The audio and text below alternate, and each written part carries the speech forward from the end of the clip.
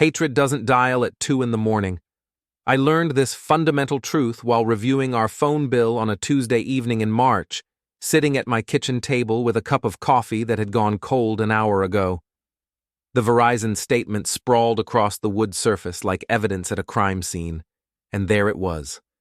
47 calls to the same number, all placed between midnight and 3 a.m. over the past 30 days. My name is Orion Vanton, and I'm the kind of guy who notices details. 20 years as an IT consultant will do that to you. I debug systems for a living, trace problems back to their source, find the broken connections that make everything fall apart. It's methodical work that requires patience and precision, qualities that apparently serve you well in other areas of life too. The number belonged to Halden Morrison, my wife's boss at Meridian Marketing. The same Halden Morrison that Lyra had been complaining about for months.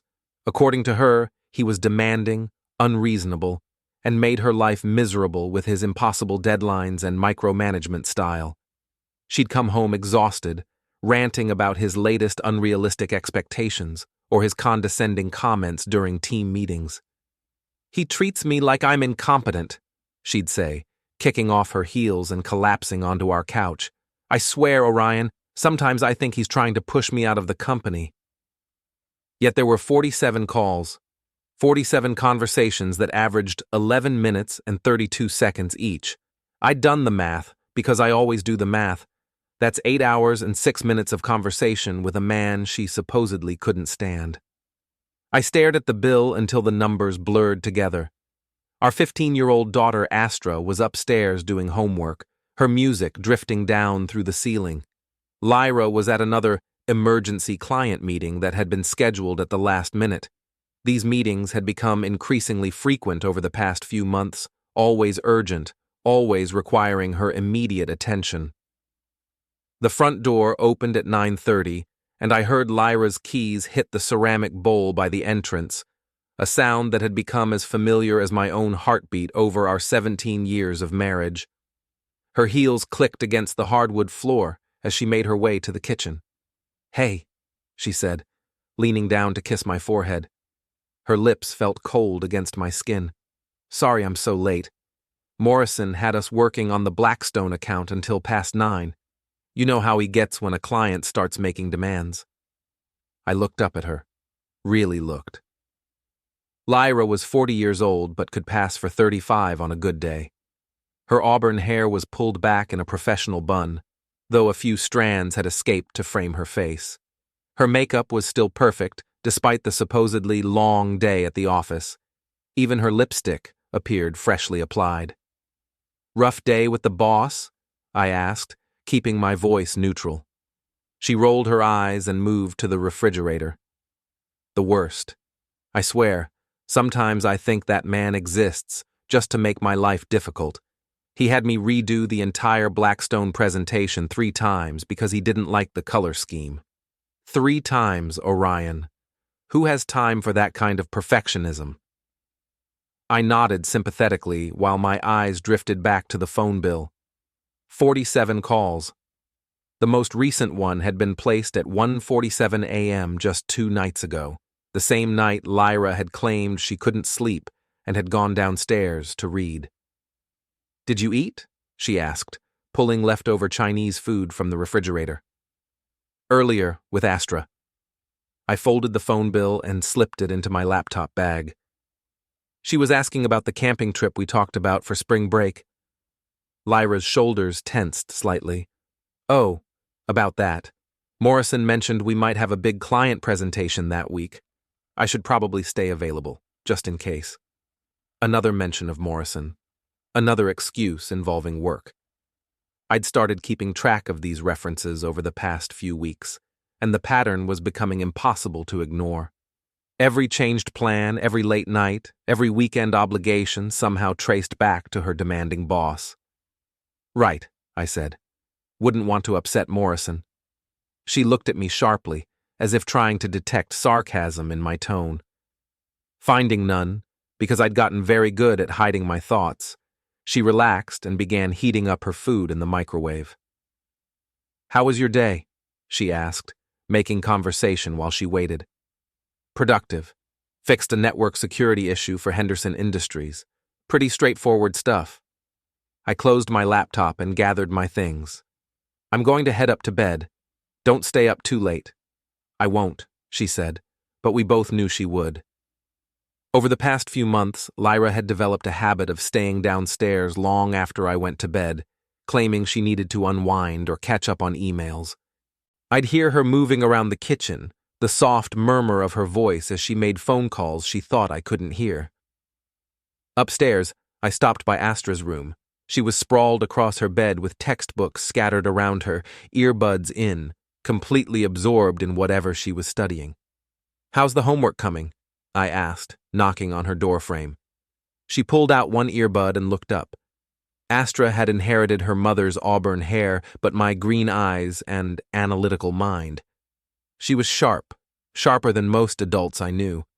And lately, I'd noticed her watching Lyra and me with the kind of careful attention that suggested she sensed something was wrong. "Almost done with calculus," she said. "Mom seemed stressed when she got home." "Work stuff," I said automatically. "Yeah." Astra's expression suggested she wasn't entirely convinced. "Dad, are you and Mom okay?" The question caught me off guard. I'd thought we'd been hiding our growing distance well, maintaining the facade of normalcy that kept households functioning. But Astra was observant, just like her old man. "We're fine, sweetheart. Just busy with work, both of us. You know how it gets." She nodded, but I could tell she wasn't satisfied with the answer. I kissed her forehead and told her not to stay up too late, then retreated to my own bedroom. From my nightstand drawer, I pulled out a small notebook I'd been keeping for the past month. It contained dates, times, and details, a habit that had developed naturally as inconsistencies in Lyra's stories began to accumulate. Tonight, I added another entry. Emergency client meeting until 9:30 p.m., makeup fresh upon arrival. Mentioned Morrison 4 times in 10-minute conversation. I lay in the dark, listening to the sounds of the house settling around me. Downstairs, I could hear Lyra moving around the kitchen, the soft beep of the microwave, the clink of dishes. Then, around 11:30, I heard her voice, quiet, careful, but unmistakably engaged in conversation with someone. The call lasted 18 minutes. I know because I timed it. When she finally came to bed at 12:45, I pretended to be asleep. She slipped under the covers carefully, trying not to disturb me, and within minutes her breathing had settled into the rhythm of sleep. But I lay awake for hours, staring at the ceiling and thinking about phone bills and alibis, and the growing certainty that my wife was lying to me about everything that mattered. The next morning, I made a decision. If Lyra was having an affair with her boss, and the evidence was becoming overwhelming, then I needed proof. Real proof, not just suspicious phone records and inconsistent stories. I needed her to admit it, to confess the truth in her own words. But first, I needed to test her alibis. I started with Thursday's team dinner. According to Lyra, Morrison had insisted the entire marketing team attend a mandatory dinner meeting at Chez Laurent, the upscale French restaurant downtown. She'd complained about it for 3 days beforehand, claiming she'd rather spend the evening at home with Astra and me. "It's just another one of his power plays," she'd said while getting ready that Thursday evening, "making us all pretend we're one big happy family while he lectures us about quarterly projections over overpriced wine." She'd dressed carefully for this dinner she supposedly dreaded, a black cocktail dress I'd bought her for our anniversary, heels that added 3 inches to her height, and perfume that cost more per ounce than my monthly coffee budget. For a woman heading to a dreaded work obligation, she'd certainly put in considerable effort. The next morning, I called Chez Laurent. "Good morning. This is David from Meridian Marketing," I said, adopting the slightly harried tone of an overworked assistant.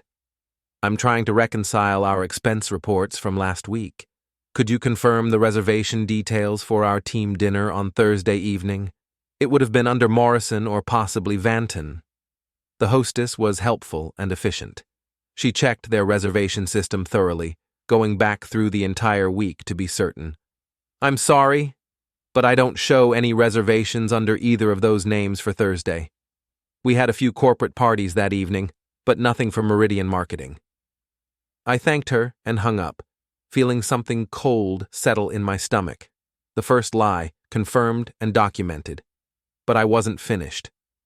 Over the next few days, I systematically verified every alibi Lyra had given me over the past month. The client emergency on Saturday afternoon that had required her immediate presence at the office. The building security guard confirmed the office had been empty all weekend. The mandatory training seminar that had kept her out until 11 p.m. on a Tuesday. No such seminar existed, according to the company's training coordinator. Each lie I uncovered felt like a small betrayal, but I forced myself to remain methodical. I documented everything in my notebook, building a comprehensive picture of deception that was both impressive and devastating in its scope. The pattern was clear. Lyra had constructed an elaborate network of false obligations, all centered around her supposedly terrible boss. Every late night, every changed plan, every moment stolen from our family time was justified by Morrison's demanding nature and unreasonable expectations. But phone records don't lie, and neither do restaurant reservations or building security logs. On a Wednesday evening, while Lyra was at another emergency strategy session, I sat down with my laptop and began researching private investigators. I'd reached the point where I needed professional help, someone who could gather the kind of evidence that would hold up in court if the situation escalated to divorce proceedings. That's when I had a better idea. Instead of hiring someone to follow my wife around, documenting her movements and photographing her betrayals, I decided to make her come to me. I would create a situation where she felt compelled to tell me the truth, believing she was confiding in her closest ally and protector. The plan was elegant in its simplicity. I would hire a voice actor to call Lyra, pretending to be Morrison's wife. This fictional Mrs. Morrison would claim to have discovered the affair and threaten to expose everything unless it ended immediately. Faced with the prospect of public humiliation and career destruction, Lyra would panic and run to the one person she trusted most, her husband, and I would be waiting with open arms and a recording device. Finding the right voice actor took 2 days of research. I needed someone professional, someone who could maintain character under pressure and deliver a convincing performance. I found her through a talent agency that specialized in corporate training videos and audiobook narration. Her name was Patricia Henley, and she had exactly the kind of voice I needed: mature, educated, with just enough edge to suggest a woman who discovered her husband's infidelity and wasn't going to tolerate it quietly. During our phone consultation, I explained that I needed her for a corporate role-playing exercise involving difficult conversations and conflict resolution. "I'll need you to portray an angry spouse confronting someone about an inappropriate workplace relationship," I told her. "The goal is to create a realistic scenario that will help our employee understand the potential consequences of their actions." Patricia was professional and discreet. She quoted me $400 for a single phone call, with a script I would provide and the understanding that she might need to improvise based on the target's responses. "I've done similar work for HR departments," she said. "Sometimes people need to hear certain truths from a neutral party before they can acknowledge them themselves." I spent hours crafting the script, refining every word to maximize impact while maintaining believability. Mrs. Morrison would be direct, but not hysterical, informed, but not omniscient. She would know enough details to convince Lyra the threat was real, but not so many that it seemed implausible.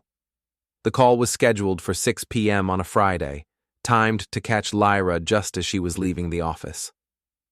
I positioned myself in my home study with my phone set to record, waiting for the aftermath of Patricia's performance. At 6:15, my phone rang. "Orion?" Lyra's voice was shaking. "Something terrible has happened. I need to come home right now. We need to talk." She arrived 20 minutes later, her face pale and her hands trembling as she set down her purse. I was waiting in the living room, my expression carefully arranged to show concern and confusion. "What's wrong?" I asked, standing to embrace her. "You sounded terrified on the phone." Lyra collapsed into my arms, and I felt her whole body shaking. For a moment, I almost felt guilty about what I was doing. This was the woman I'd married, the mother of my child, and I was manipulating her into a confession that would probably destroy our marriage. But then I remembered the phone bill. 47 calls. 8 hours of conversation with a man she claimed to hate. "Sit down," I said gently, guiding her to the couch. "Tell me what happened." She took a deep breath, composing herself with visible effort. "Morrison's wife called me. At the office. She knows about us." The words hung in the air between us like a confession, and an accusation rolled into one. I kept my expression neutral, though my heart was racing. "Knows about what?" I asked quietly. Lyra looked at me with eyes full of tears and terror. "Orion, I've made a terrible mistake. Morrison and we've been having an affair. It started 14 months ago, and I know how this sounds, but it wasn't supposed to happen. He pursued me relentlessly, and I was vulnerable because of the promotion pressure, and I made the worst decision of my life." I sat perfectly still, letting her words wash over me while my phone recorded every syllable from its position in my shirt pocket. 14 months, I repeated, keeping my voice level. It started with late meetings and then dinners and then more. But I never meant for it to go this far, and I certainly never meant for anyone to find out. His wife somehow got hold of hotel records, phone logs, everything. She threatened to tell you, to tell Astra, to ruin both our careers if I don't end it immediately. Lyra was crying now, genuine tears of fear and desperation. "I'm so sorry, Orion. I know this is horrible, and I know I've betrayed you in the worst possible way, but I need you to help me figure out how to handle this. Morrison's wife sounded absolutely furious, and if she follows through on her threats..." She trailed off, looking at me with desperate hope, as if I might somehow provide a solution that would make all of this disappear. I reached over and took her hands in mine. They were ice cold. "Tell me everything," I said softly. "From the beginning. If we're going to figure this out together, I need to know exactly what we're dealing with." And she did. For the next hour, Lyra laid out the entire structure of her deception, every lie, every cover story, every moment she'd stolen from our marriage to spend with Morrison. She described their first kiss in his office after a late meeting, their first night together at the Marriott downtown, the gradual escalation from emotional affair to full-blown relationship. "The promotion to senior account manager," she said, her voice barely above a whisper. "It wasn't based on merit. Morrison made sure I got it because we were involved. And the raise that came with it, the better office, the flexible schedule, all of it was because of our relationship." I listened without judgment, asking gentle questions that encouraged her to provide more details. How often did they meet? Where did they go? Who else knew about the relationship? "Kara has been helping me," Lyra admitted, referring to her best friend and our neighbor. "She's been providing alibis, making reservations under her name, covering for me when I needed to be somewhere I couldn't explain. I know it was wrong to involve her, but I didn't know what else to do." By the time she finished talking, I had a complete picture of the affair, its timeline, its scope, and the network of deception that had made it possible. More importantly, I had it all on tape, recorded in Lyra's own voice as she sought comfort and guidance from the husband she'd been betraying for over a year.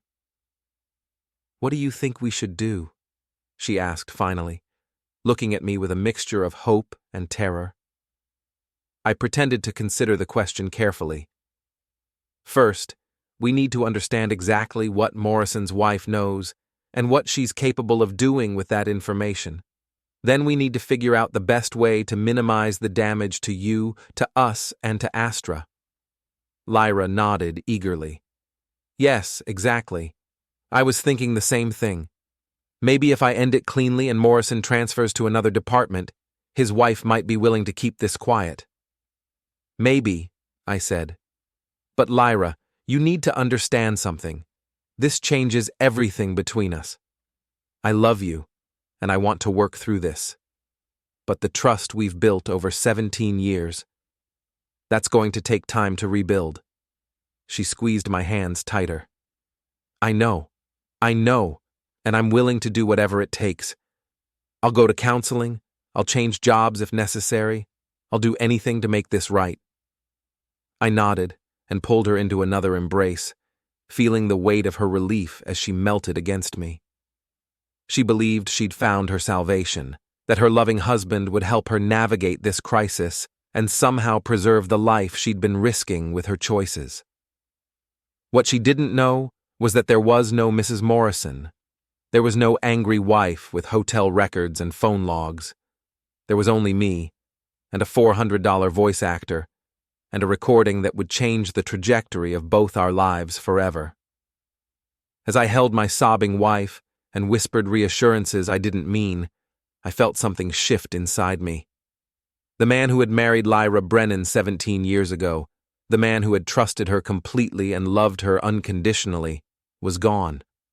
In his place was someone harder, someone who understood that marriage was just another system that could be debugged and repaired, or, if necessary, completely rebuilt from the ground up.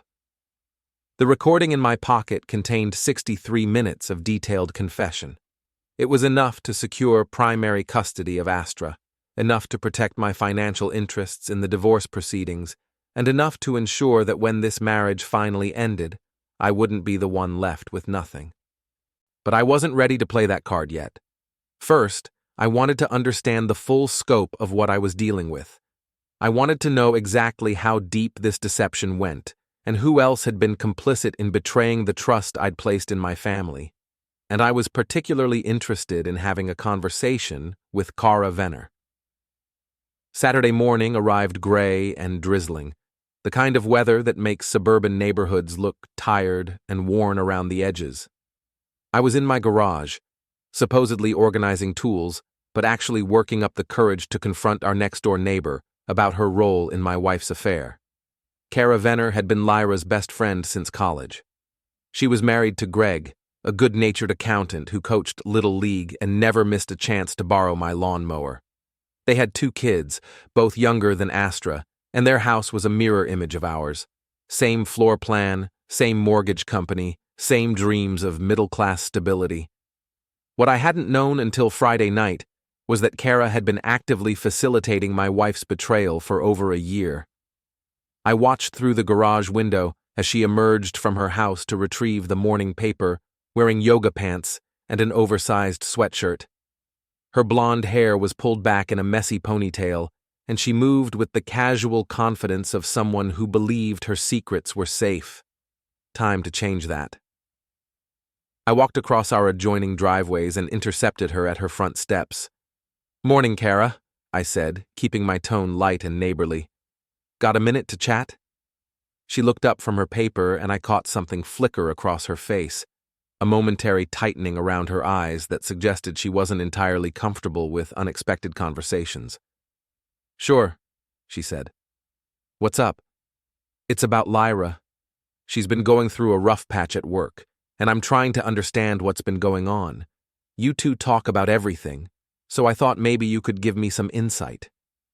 Kara's smile became more forced. "Oh, you know how it is with jobs. Ups and downs, demanding bosses, the usual stress. Nothing too serious." "Right," I said. "The thing is, some of her stories aren't adding up. Like that team dinner at Chez Laurent last week. I called the restaurant and they don't have any record of a reservation for her company." The color drained from Kara's face, but she tried to maintain her composure. "Maybe they made the reservation under a different name? Corporate events can be complicated?" "Maybe," I agreed. "Or maybe there was no team dinner at all. Maybe Lyra was somewhere else entirely, and she needed someone to provide an alibi if her husband started asking questions. We stared at each other for a long moment. Kara was trapped, and we both knew it. She could continue lying and risk being exposed when I revealed what I actually knew, or she could come clean and hope for leniency. "Greg's inside," she said finally, glancing nervously at her front door. "Maybe we should talk somewhere else." "My garage," I suggested. "More private." 5 minutes later, we were sitting on folding chairs surrounded by the accumulated debris of suburban life. Holiday decorations, sporting equipment, and the lawn mower that Greg borrowed so frequently. I'd started thinking of it as a joint custody arrangement. "How much do you know?" Kara asked without preamble. "Everything," I lied smoothly. "The question is whether I heard it from you or from someone else, and whether Greg finds out from you or from me."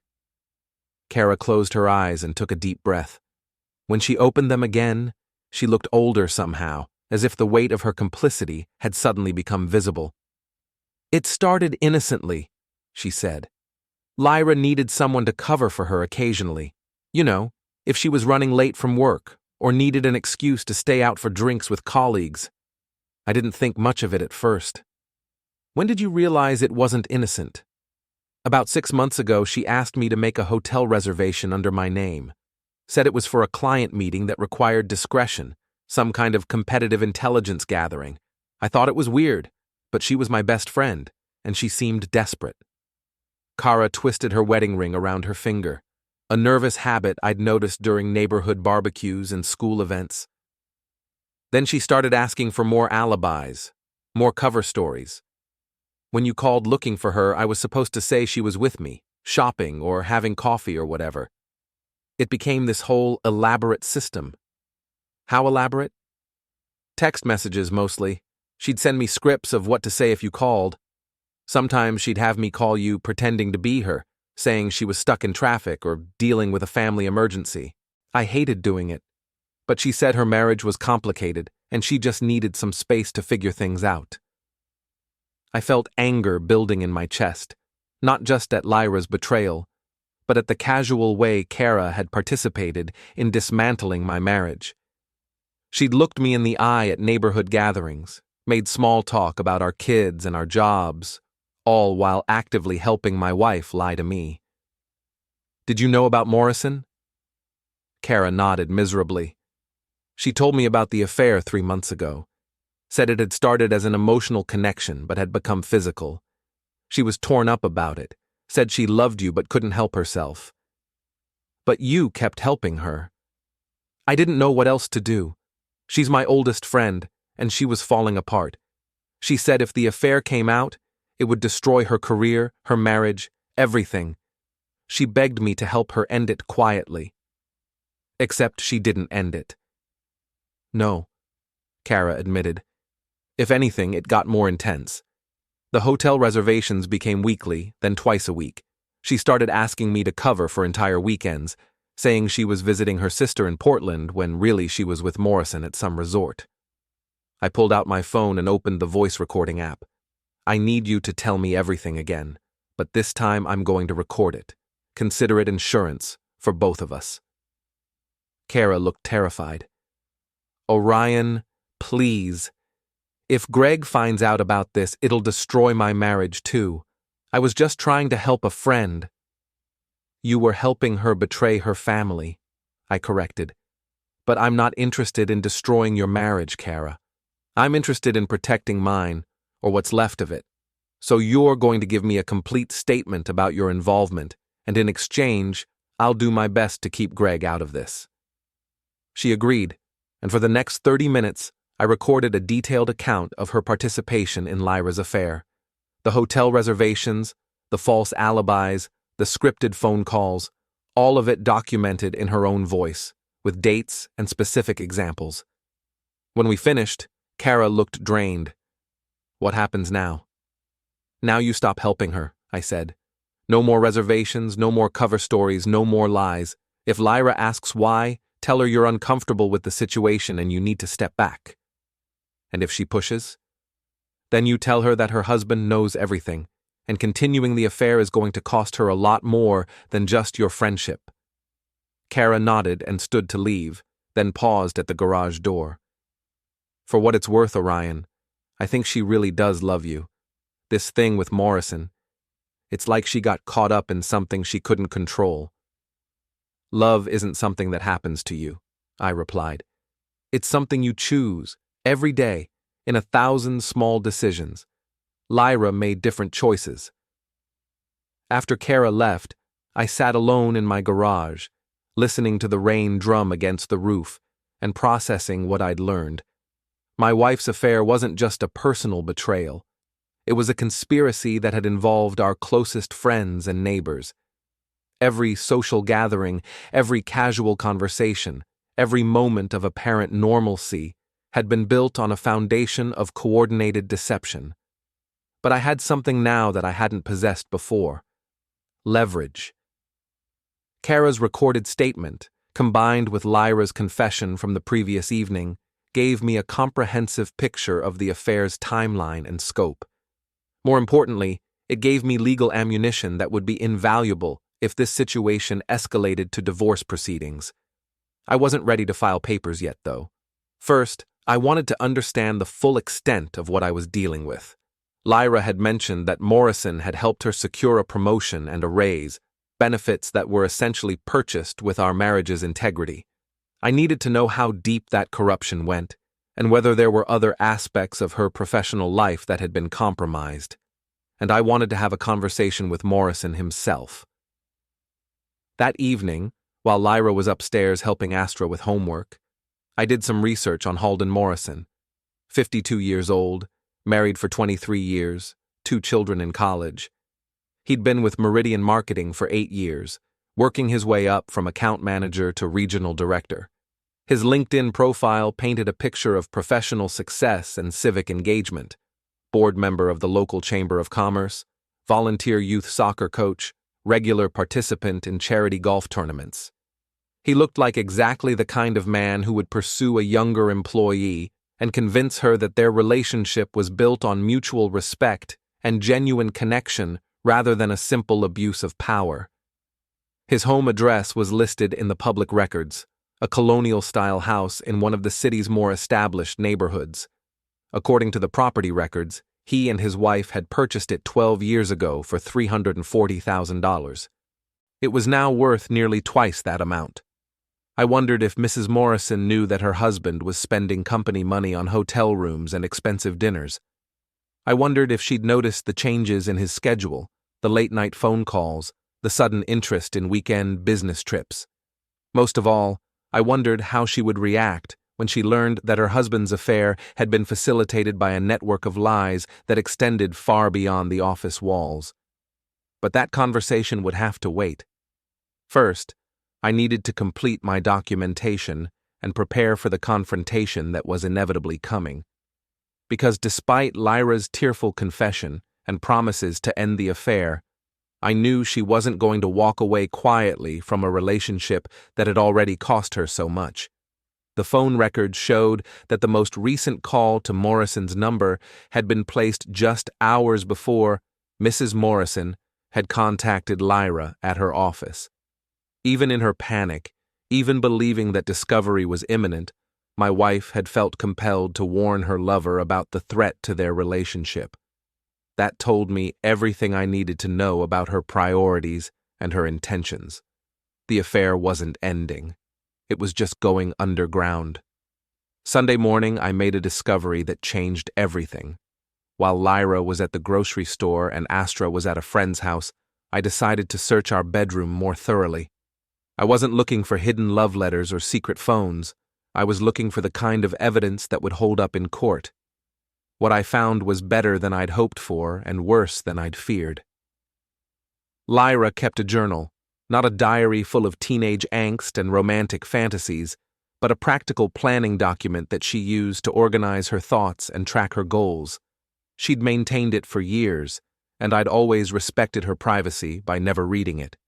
It sat openly on her nightstand, a leather-bound notebook that I'd given her for Christmas 3 years ago. Today, I read it. The entries from the past 14 months were a masterclass in deception and manipulation. Lyra hadn't just been having an affair. She'd been conducting a systematic campaign to restructure our marriage around her infidelity while maintaining the appearance of normalcy. March 15th. O seems suspicious about my schedule. Need to be more careful about consistency in my stories. Maybe start complaining more about Morrison to throw him off the scent. April 3rd. Initiated intimacy with O last night. He seemed surprised but pleased. Should probably do this more regularly to keep him from asking questions. May 22nd. O asked about the promotion again. Told him it was based on the Hartwell campaign success. He seemed satisfied. Note: need to actually familiarize myself with that campaign in case he asks for details. June 18th. Astra is getting more observant. She asked why I'm always tired when I come home late.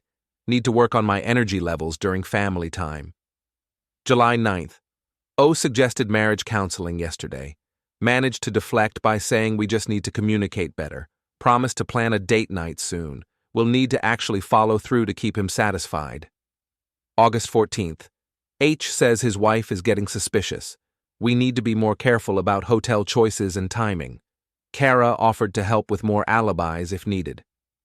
September 30th. O found a hotel receipt in my purse. Told him it was from the company retreat. He believed it, but I need to be more careful about paper trails. October 25th. Astra asked if O and I are getting divorced. She's picking up on tension I thought I was hiding better. Need to make more effort at family activities. November 12th. H is pushing for me to leave O. Says he's ready to leave his wife if I'm serious about us. Not sure I'm ready for that level of disruption. Need time to think. December 8th. O seems happier lately. Think he's convinced himself that we're working through our rough patch. Good. Gives me more space to figure out what I really want. January 20th. Had fight with H about my commitment level. He thinks I'm stringing him along. Maybe I am. But leaving O would mean losing the house, splitting custody of A, starting over financially. Not sure the relationship with H is worth that sacrifice. February 14th. O gave me beautiful earrings for Valentine's Day. Felt guilty for about 5 minutes, then remembered how boring our marriage has become. H and I went to the Marriott downtown. Much better way to spend the evening. The entries continued through the previous week, each one revealing another layer of calculated deception. Lyra hadn't been swept away by passion or caught up in circumstances beyond her control. She'd been making deliberate choices, weighing costs and benefits, managing multiple relationships like a portfolio manager, balancing investments.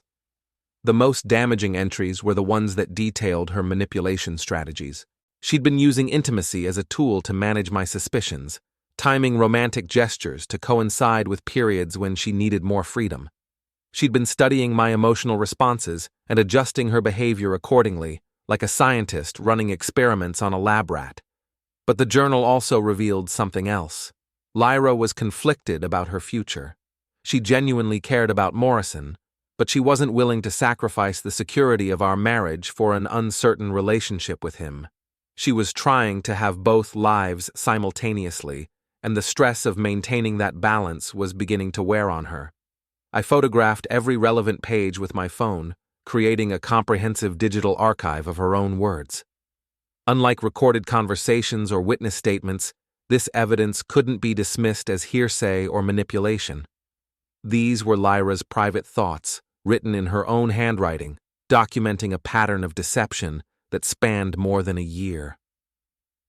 When I finished photographing the journal, I felt a strange sense of completion. I had everything I needed: the phone records, the confession recording, Kara's statement, and now this documentary evidence of premeditated betrayal. If our marriage ended in divorce court, I would be the one walking away with custody, assets, and reputation intact. But I still wasn't ready to file papers. I wanted Lyra to understand the full consequences of her choices before I destroyed the life she'd been trying so hard to preserve. That evening, after Astra had gone to bed, I sat down with Lyra in our living room for what I knew would be our last honest conversation as husband and wife. "How are you feeling about everything?" I asked. "After yesterday's call from Morrison's wife, I mean." Lyra looked exhausted. She'd spent the day in a state of barely controlled anxiety, jumping every time the phone rang and checking her email obsessively. "Terrified," she admitted. "I keep waiting for the other shoe to drop, for her to call you, or show up at my office, or post something on social media. The not knowing is almost worse than whatever she's planning to do." "Have you talked to Morrison about it?" She nodded reluctantly. "I called him yesterday after I got home. He's worried too, but he thinks his wife is bluffing. He says she's threatened to leave him before but never followed through." "What do you think?" "I think she sounded serious, and I think we've been careless. There's probably more evidence than just hotel records and phone logs, credit card statements, emails, maybe even photos if someone's been watching us." Lyra was right, of course, though not in the way she imagined. There was extensive evidence of her affair, but it had been collected by her husband, not Morrison's wife. "So what's your plan?" I asked. "End it," she said without hesitation. "I should have done it months ago before it got this complicated. Morrison isn't going to leave his wife, he's made that clear, and I can't keep living with this kind of stress. It's not fair to you, or to Astra, or to anyone." She looked at me with tears in her eyes. "I know I've damaged our marriage, Orion. I know it's going to take time to rebuild trust. But I want to try, if you're willing. I want to go to counseling, change jobs if necessary, do whatever it takes to make this right." I reached over and took her hand. "I appreciate that, Lyra. I really do. But I need you to understand something. This isn't just about forgiveness. This is about whether we can build a future together based on honesty and mutual respect." "I know," she said, "and I'm committed to that. No more lies, no more secrets. Complete transparency from now on." "Good," I said. "Then you won't mind if I ask you some specific questions about the affair. Details that will help me understand what we're dealing with." She tensed slightly, but nodded. "Okay. How many times were you intimate with Morrison?" The question caught her off guard. "Orion, I don't think—" "Complete transparency," I reminded her. "No more secrets, remember?" She took a shaky breath. "Maybe 20 times, probably more. We've been seeing each other regularly for over a year." "Where?" "Hotels, mostly. The Marriott downtown, sometimes the Hilton by the airport, a few times at his apartment when his wife was out of town." "Who paid for the hotels?" "Usually him, but sometimes I did. When he paid, it was with his personal credit card, not the company account." "What about the promotion you received 6 months ago? Was that related to your relationship with Morrison?" Lyra's face flushed red. "Partly," she admitted. "I was qualified for the position, but Morrison made sure I got it instead of the other candidates, and the raise that came with it. That was probably more generous than it would have been otherwise." "So you've been accepting financial benefits in exchange for intimacy?" "It wasn't like that," she protested. "The relationship wasn't transactional. Morrison and I have genuine feelings for each other." "But you acknowledge that your career advancement has been tied to your willingness to sleep with your boss." She stared at me for a long moment, and I could see her beginning to understand that this conversation wasn't going the way she'd expected. "Why are you asking me these questions, Orion?" "Because I need to know exactly what I'm forgiving," I said calmly. "If we're going to rebuild our marriage, I need to understand the full scope of what's been happening. And if I answer all your questions honestly, you'll be willing to work on our relationship?" "I'll consider it," I said. "But Lyra, you need to understand that trust, once broken, is incredibly difficult to repair, and some betrayals are so fundamental that they change the nature of a relationship permanently." She nodded eagerly. "I understand, and I'm willing to do whatever it takes." Over the next hour, I extracted a complete confession from my wife. She told me about every hotel room, every lie, every moment of intimacy she'd shared with Morrison. She detailed Kara's involvement, Morrison's promises about leaving his wife, and her own conflicted feelings about the future. Most importantly, she confirmed everything I'd read in her journal, the calculated nature of her deception, the way she'd been managing my emotions to maintain her freedom, and her ongoing uncertainty about which relationship she truly wanted to preserve. By the time we finished talking, I had recorded another hour of detailed confession, building on the evidence I'd already collected. "Thank you for being honest with me," I said as we prepared to go upstairs. "I know this was difficult." "Are we going to be okay?" she asked, looking at me with desperate hope. "I don't know," I said truthfully, "but I'm glad we're finally talking about this openly." That night, as Lyra slept beside me, I lay awake planning my next move. I had enough evidence to destroy her in divorce court, but I wanted something more than legal victory. I wanted her to experience the same sense of betrayal and helplessness that I'd been living with for weeks. I wanted her to understand what it felt like to have your trust systematically violated by someone you loved, and I had an idea for exactly how to make that happen. Monday morning brought the kind of crisp autumn air that makes promises feel possible and fresh starts seem achievable. Lyra left for work with a lighter step than I'd seen in weeks, apparently convinced that our weekend conversations had set us on a path toward reconciliation. She had no idea that I'd spent Sunday evening researching divorce attorneys. I'd narrowed my choices down to 3 firms, all with strong reputations for handling complex marital dissolution cases. The one that interested me most was headed by Patricia Hawkins, a woman in her 50s who specialized in representing men in high-conflict divorces. Her website featured testimonials from clients who'd successfully protected their assets and secured primary custody of their children despite facing vindictive ex-wives and biased court systems. At 9 a.m., I called her office and scheduled a consultation for that afternoon. "I'll need you to bring any documentation you have regarding marital assets, income, and any evidence of infidelity," her secretary informed me. "Mrs. Hawkins likes to review everything thoroughly before making recommendations." I assured her that documentation wouldn't be a problem. Patricia Hawkins operated out of a glass office building downtown, the kind of place where serious people made serious decisions about serious money. Her office was decorated in neutral tones with expensive furniture and law books that looked like they'd actually been read. She was exactly what I'd expected from her website, professionally dressed, direct in her communication, and clearly accustomed to dealing with men who'd discovered that their marriages weren't what they'd believed them to be. "Tell me about your situation," she said, after we'd exchanged pleasantries.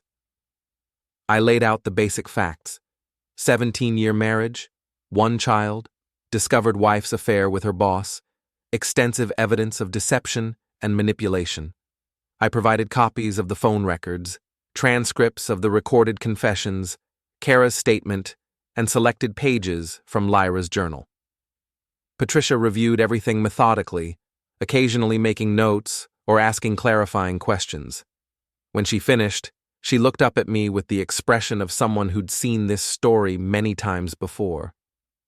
"You have an exceptionally strong case," she said. "The evidence you've collected is comprehensive and well documented. In this state, adultery is still grounds for fault-based divorce, which means you'd be entitled to a larger share of marital assets. The recorded confessions and journal entries would virtually guarantee you primary custody of your daughter." "What kind of timeline are we looking at?" "If your wife doesn't contest the divorce, we could have everything finalized within 6 months. If she fights it," Patricia shrugged, "could be a year or more, but the outcome would be the same.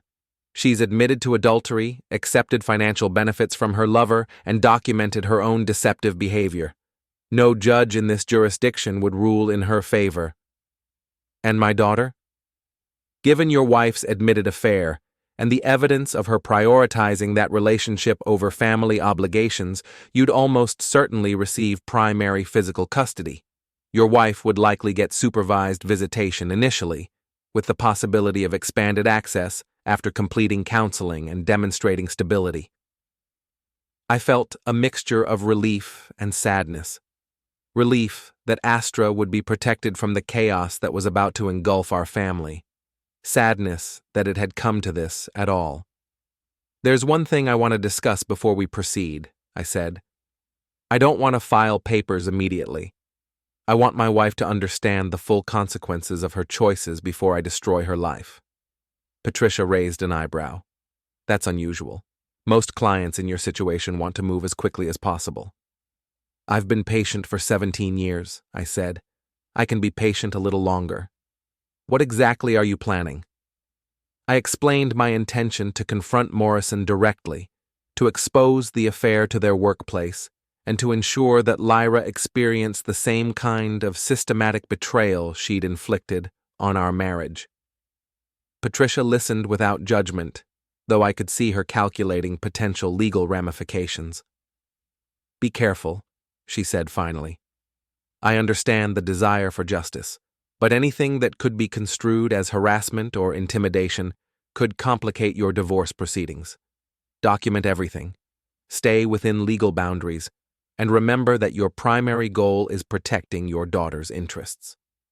I assured her that I had no intention of doing anything illegal or violent.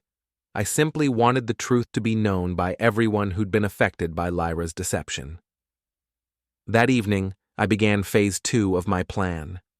Morrison's office was in a gleaming corporate complex on the north side of town, the kind of place where ambitious people climbed ladders and made deals that affected other people's lives. According to the company directory, he worked on the 14th floor in the executive suite. I didn't plan to confront him at his office. That would be too public and potentially damaging to my legal position. Instead, I wanted to understand his routine, his vulnerabilities, and the best way to approach him for a private conversation. I spent 2 evenings that week conducting surveillance, learning his schedule, and identifying opportunities. Morrison typically left work between 6 and 7 p.m., driving a black Tesla Model S that probably cost more than most people's annual salary. He was a handsome man in his early 50s, well-dressed and confident in the way that successful people often are. On Thursday evening, I followed him to an upscale restaurant, where he met Lyra for what appeared to be a romantic dinner. They sat at a corner table, holding hands, and speaking in the intimate tones of people who believed their relationship was private and special. I watched from the bar, nursing a single whiskey and taking photographs with my phone. Not because I needed more evidence, I already had plenty, but because I wanted Morrison to understand that his affair wasn't the secret he imagined it to be. The next evening, I made my move. Morrison's gym was an expensive fitness club that catered to executives and professionals. According to my research, he worked out there every Friday evening, usually staying until around 8 p.m. The parking lot was well lit but relatively private, perfect for the kind of conversation I had in mind. I waited by his Tesla, leaning casually against the driver's door like someone who belonged there. When Morrison emerged from the building, still wearing his workout clothes and carrying a leather gym bag, he looked confused rather than alarmed. "Excuse me," he said as he approached. "I think you're leaning on my car." "I know exactly whose car this is," I said calmly. "Just like I know exactly who you are, Halden Morrison. Regional Director at Meridian Marketing, married to Susan Morrison for 23 years, father of 2 college-age children, and for the past 14 months, lover of my wife, Lyra Vanton." The color drained from Morrison's face, but to his credit, he didn't try to deny it or run away. Instead, he straightened to his full height and looked me in the eye. "You must be Orion," he said. "Lyra's told me about you." "I'm sure she has. What I'm curious about is what she's told you about our conversation last Friday evening. You know, the one where she confessed everything after your wife called her at the office." Morrison's confusion was genuine. "My wife didn't call Lyra. Susan doesn't even know about our relationship." "I know," I said, "because there was no call from your wife. There was just me, and a voice actor, and a very frightened woman who thought her world was about to collapse." I could see Morrison processing this information, understanding the implications, and recognizing that he'd been outmaneuvered by someone he'd probably dismissed as irrelevant. "What do you want?" he asked, finally. "I want you to understand that your affair with my wife is over," I said. "Not because I'm threatening you or because I'm going to cause problems at your office, but because Lyra is going to end it herself." "She already tried to end it," Morrison said, "after that phone call on Friday, but we talked it through and we decided that we're not going to let fear control our relationship." "Interesting," I said. "So you're planning to continue the affair despite knowing that I'm aware of it?" "Lyra and I are in love," Morrison said with the kind of conviction that suggested he actually believed it. "What we have is real, and it's worth fighting for. If you can't give her what she needs emotionally, then maybe you should consider whether your marriage is really serving either of you." I almost laughed at his audacity. Here was a man who'd been systematically undermining another man's marriage for over a year, and he had the nerve to suggest that I was the problem. "Let me ask you something, Morrison. When you promoted Lyra to senior account manager, was that decision based on her professional qualifications or on her willingness to sleep with you?" His jaw tightened. "Lyra is an exceptional employee. She earned that promotion. But she wouldn't have received it if she hadn't been intimate with you." "That's not how it works." "Then how does it work? Because from where I'm standing, it looks like you've been using your position to coerce a subordinate into a relationship, then rewarding her compliance with career advancement and financial benefits. In most companies, that's called harassment." Morrison stepped closer to me, and I could see anger building in his eyes.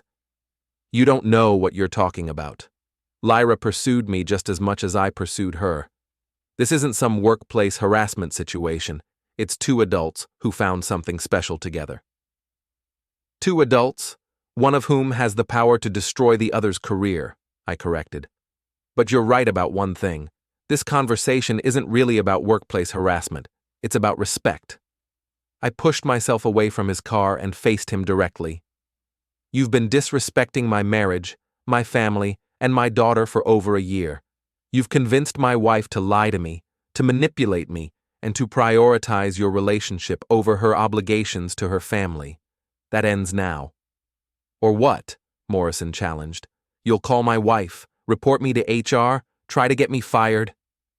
"None of those things," I said. "I'm going to let you destroy yourself." I pulled out my phone and showed him one of the photographs I'd taken the previous evening.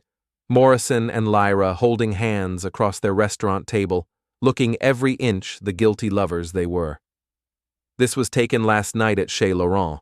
Interesting choice of venue, considering that's where Lyra told me she was attending a mandatory team dinner, the same team dinner that never actually happened." Morrison stared at the photograph, understanding that his private moment had been anything but private. "I have dozens of these," I continued. "Phone records, hotel receipts, recorded confessions, written documentation of the entire affair. More than enough to destroy both your marriage and your career if I chose to use it." "But you're not going to use it." "Not yet," I agreed. "Because I want you to have the opportunity to make the right choice voluntarily. End the affair, transfer to another department or another company, and disappear from my wife's life permanently. Do that, and this evidence stays private."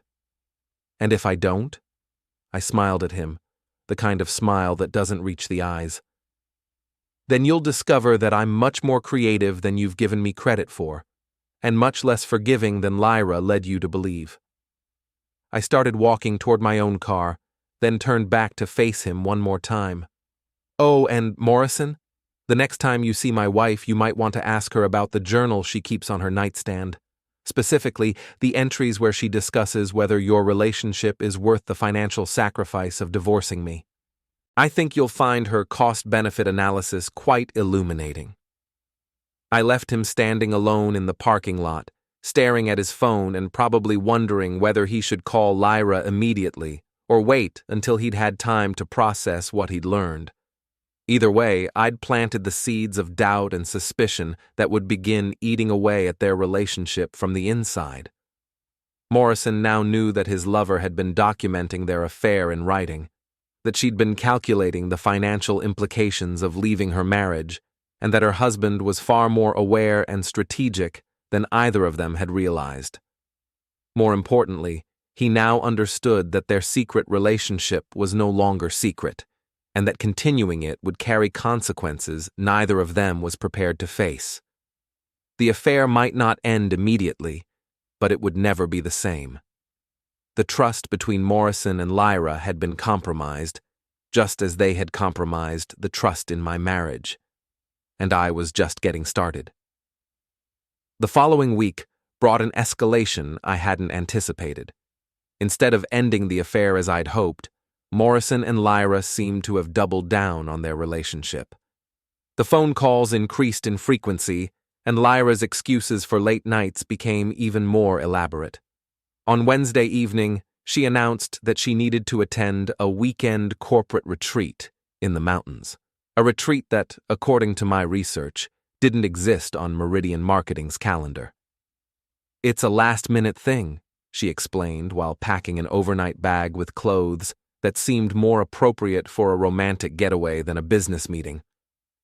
"Morrison wants the senior staff to do some team-building exercises and strategic planning for next quarter." I nodded sympathetically while mentally adding this lie to my growing collection. "Sounds important. When will you be back?" "Sunday evening, probably around 8 or 9. I'll call you when we're heading back." That Friday, after Lyra left for her fictional retreat, I made a decision that would change everything. Instead of continuing to gather evidence and plan legal strategies, I was going to force a final confrontation that would end this situation once and for all. I started by calling Patricia Hawkins and instructing her to prepare divorce papers immediately. "I want them filed Monday morning," I told her. "Full custody, fault-based divorce, asset protection, everything we discussed." "What changed your mind about waiting?" "My wife is currently at a hotel with her lover, telling me she's at a corporate retreat. I'm done being patient." Next, I called Kara Venner and asked her to come over for another conversation.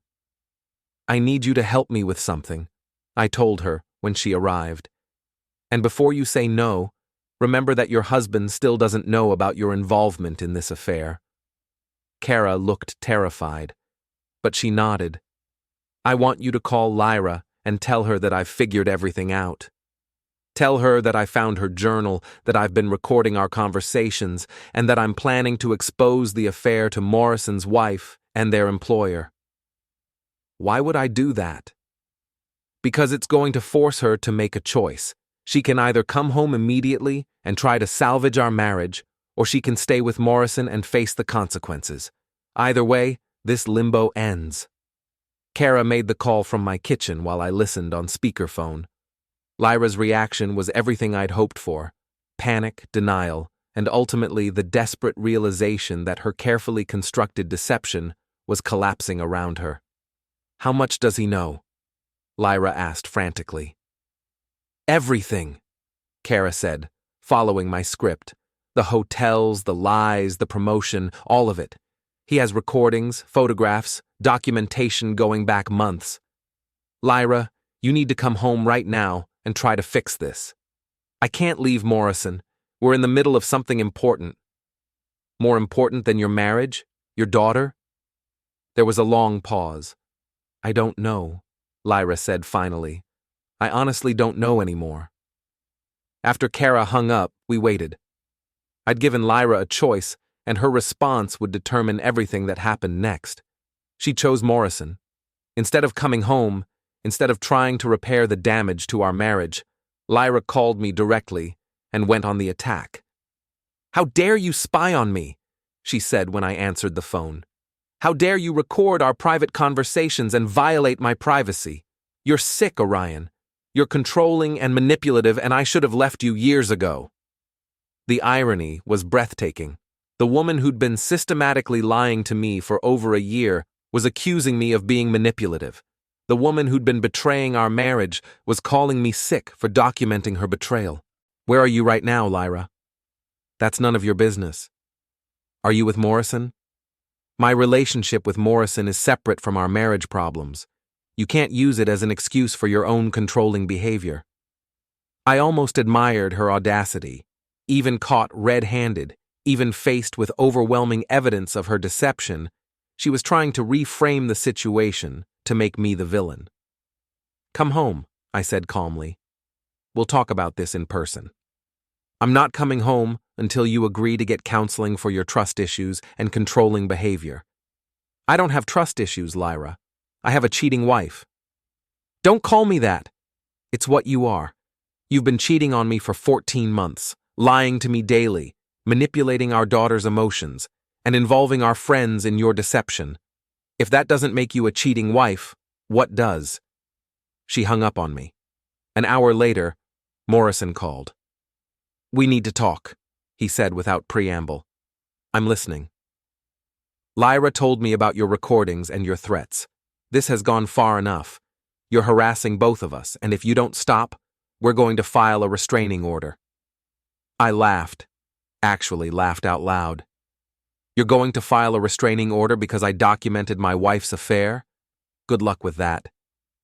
You're stalking us, following us to restaurants, taking photographs, recording private conversations. That's harassment." "Taking photographs in public places isn't harassment, Morrison. And recording conversations with my own wife in my own home isn't stalking. But you know what is harassment? Pressuring a subordinate employee into a relationship and then rewarding her compliance with promotions and raises. That's not what happened." "Then let's let HR decide. I'm sure Meridian Marketing would be very interested to learn that one of their regional directors has been having an affair with a direct report and using company resources to facilitate that relationship." There was a long pause. "What do you want?" "I want you to convince my wife to come home so we can end our marriage like adults instead of like teenagers sneaking around behind their parents' backs." "She doesn't want to come home. She wants to be with me." "Then she can be with you after we're divorced. But she doesn't get to have both relationships simultaneously. She doesn't get to keep me as her safety net while she explores her options with you. You can't force her to choose."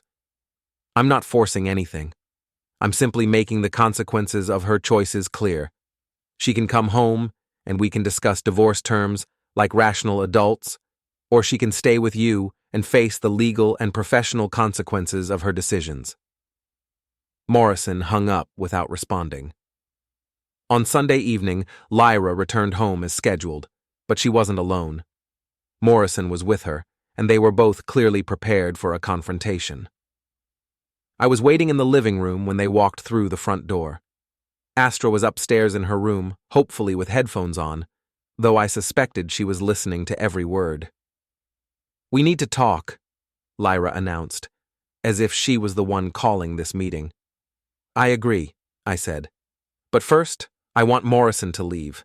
This is a conversation between husband and wife." "Morrison stays," Lyra said firmly.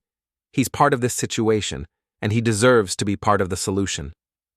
I looked at Morrison, who was standing slightly behind Lyra like a bodyguard or a moral support animal. He looked uncomfortable but determined, like a man who'd committed to a course of action he wasn't entirely sure about. "Fine," I said. "Then let's all be honest with each other." I pulled out my phone and began playing the recording of Lyra's confession from 2 weeks earlier. Her voice filled the room, detailing every aspect of her affair with Morrison, every lie she'd told, every moment of intimacy they'd shared. Morrison's face went white as he listened to Lyra describe their relationship in clinical terms, analyzing the costs and benefits of leaving me for him. This wasn't the romantic narrative he'd constructed in his mind. This was a business transaction being evaluated by someone who wasn't sure he was worth the investment. "Turn it off," Lyra said, but I let it play until her recorded voice reached the part where she admitted that Morrison would never leave his wife and that she wasn't sure their relationship was worth the financial sacrifice of divorce. When the recording ended, the room was silent, except for the sound of Morrison's labored breathing. "That was a private conversation," Lyra said finally. "You had no right to record it." I had every right to record conversations in my own home with my own wife, I replied, especially when those conversations involved confessions of adultery and conspiracy. I turned to Morrison. Still think she's ready to leave me for you? Morrison looked at Lyra with an expression of hurt and confusion. You said you were committed to our relationship. You said you were ready to start a new life together. I am, Lyra said, but her voice lacked conviction. That recording was from weeks ago, when I was confused and scared. My feelings have changed since then. Have they? I asked. Because your journal entries from this week suggest otherwise. I pulled out printed copies of her most recent journal pages, the ones I'd photographed that morning before she returned home. October 28th, I read aloud. H is pressuring me to file for divorce, but I'm not sure I'm ready for that step. The financial implications are staggering, and I'm not convinced our relationship is strong enough to survive the stress of 2 divorces happening simultaneously. Morrison stared at Lyra as if seeing her for the first time. October 30th, I continued. O seems to be getting suspicious again. May need to end things with H temporarily until the situation stabilizes. Can't risk losing everything for a relationship that might not last. Stop, Lyra said, but I kept reading. November 1st. Told H about the corporate retreat plan. He's excited about spending an uninterrupted weekend together, but I'm having second thoughts. What if O finds out?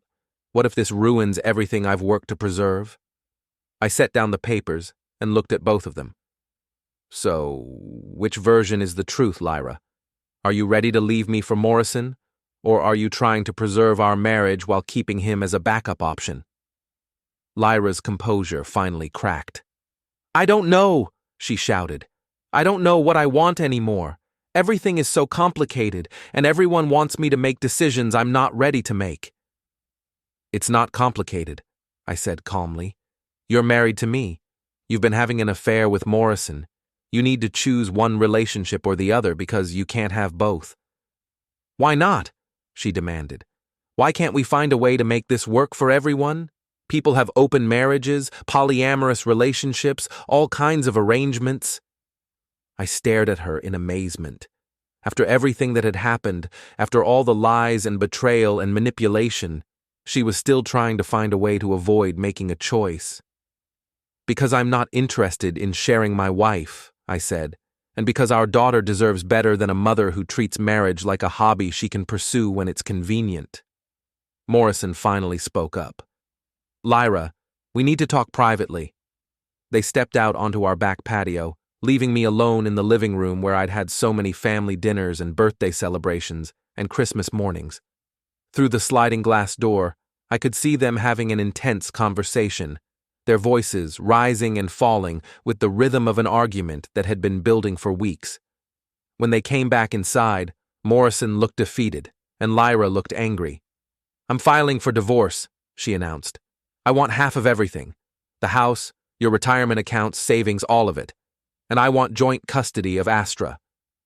I smiled at her, the same smile I'd given Morrison in the gym parking lot. No, you're not. What do you mean, no? I pulled out a manila envelope that had been sitting on the coffee table throughout our entire conversation. I mean that I filed for divorce on Friday morning. Fault-based divorce, citing adultery and abandonment. You're being served right now. I handed her the papers, which she accepted with shaking hands. I'm seeking primary custody of Astra, based on your admitted affair and your pattern of deceptive behavior that demonstrates unfitness as a parent. I'm seeking the house, retirement accounts, and the majority of our assets, based on your misuse of marital resources to facilitate your affair. Lyra stared at the legal documents as if they were written in a foreign language. You can't do this, she said. I already have. The evidence is overwhelming, Lyra.